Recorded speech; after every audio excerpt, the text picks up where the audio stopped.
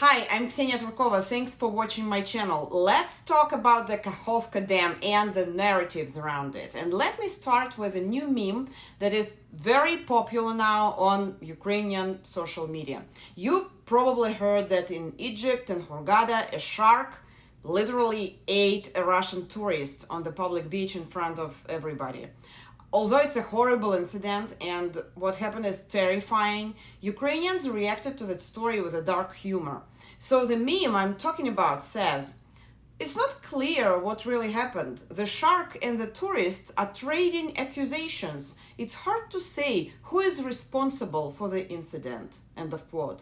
This text is a parody of the statements of the international organizations and the wording of the news of the Western media. Ukrainians were disturbed by how the Western media were covering a Kakhovka explosion. A foreign minister, Dmitry Kuleba, said he was outraged by the fact that some Western media are hinting at the possible responsibility of Ukraine for undermining the Kakhovka station. He wrote about this on Twitter. The publications of some media outlets that Kyiv and Moscow accuse each other of destroying the Kakhovka Dam causes outrage, he says. This puts facts and propaganda on a par, Kuleba said, on the same level. And you know, the other day I was driving, giving a ride to my friend's kids, American kids who are not very much in the context, and I was listening to the radio in the car, and that was exactly what I heard several times. The sides are trading accusations.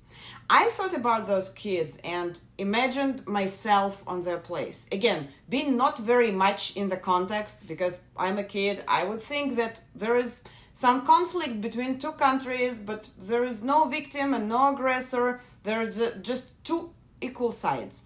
And I thought that that kind of wording is dangerous. It puts Russia, who attacked, and Ukraine, who is defending itself, on one level, which is not only misleading, it's not true.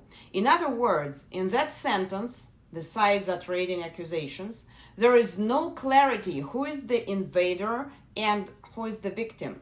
I know Ukrainians don't like when we call them victims, but I mean victim in this role structure of the event.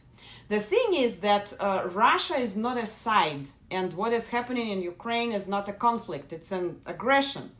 Seeing all this, a famous American historian, Timothy Snyder, published on his Twitter page 10, I would say, rules of how to write about what happened with Kakhovka Dam, in his opinion.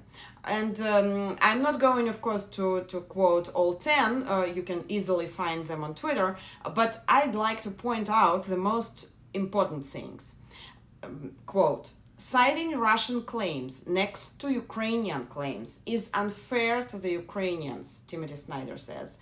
What Russian spokespersons have said has almost always been untrue, whereas what Ukrainian spokespersons have said has largely been reliable. The juxtaposition suggests a false equality. When a story begins with both citing, readers are instructed that an object in the physical world, like a dam, is just an element of narrative. They are guided into the wrong genre, literature, right at the moment when analysis is needed. This does their minds a disservice, Timothy Snyder says. For the journalists who work with the news, as I do, for example, it's quite a challenge. We need to think about some different tools, different news language, if you will, that could give our audience the whole picture. We should be very cautious with our words, and we need to structure the sentences that way that allows our audience to have an understanding of what is going on and of understanding of the context. And about the structure, this is also a very interesting thing I wanted to point out about how the Russian media were covering the dam explosion. Of course, so-called turbo patriots on the main Russian TV channels say that it was Ukraine who blew up the dam. But there is another narrative that is not that straightforward, but very important, and to be honest, it can tell us much more. In the Russian language, there is a thing called impersonal sentences. Like, it's getting dark. But the difference is that in the English language, we still have it. It is getting dark, the subject. But in the Russian language, we just say getting dark. So a lot of Russian media, and by the way, the Western media as well, but for a different reason, of course, use the impersonal sentences to describe what happened with the dam. As if it was destroyed by some unknown force, there is no actor, no subject.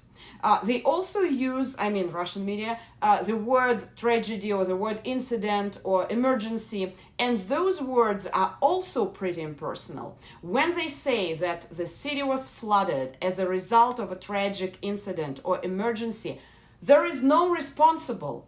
I've been studying the texts of the Russian electronic media for many years, and I noticed that they use such words every time when there is something Russian government is really responsible for. So let's picture a person who, let's say, has slept for a couple of years, like Rip Van Winkle from Washington Irving's story. He wakes up, he reads the news about the tragedy, the incident, the emergency, and all the impersonal sentences, and he thinks that the dam was destroyed by some nature disaster or something like that. And this impersonality is, in my opinion, actually a sign who is really responsible for what happened.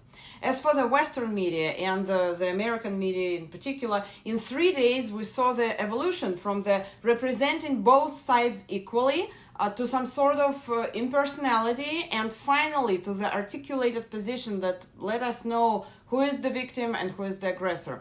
Unfortunately, we won't see such an evolution in the media in Russia, because their purpose is to not understand what is going on, but to create their version of reality. Thanks for watching me. Please don't forget to like and subscribe.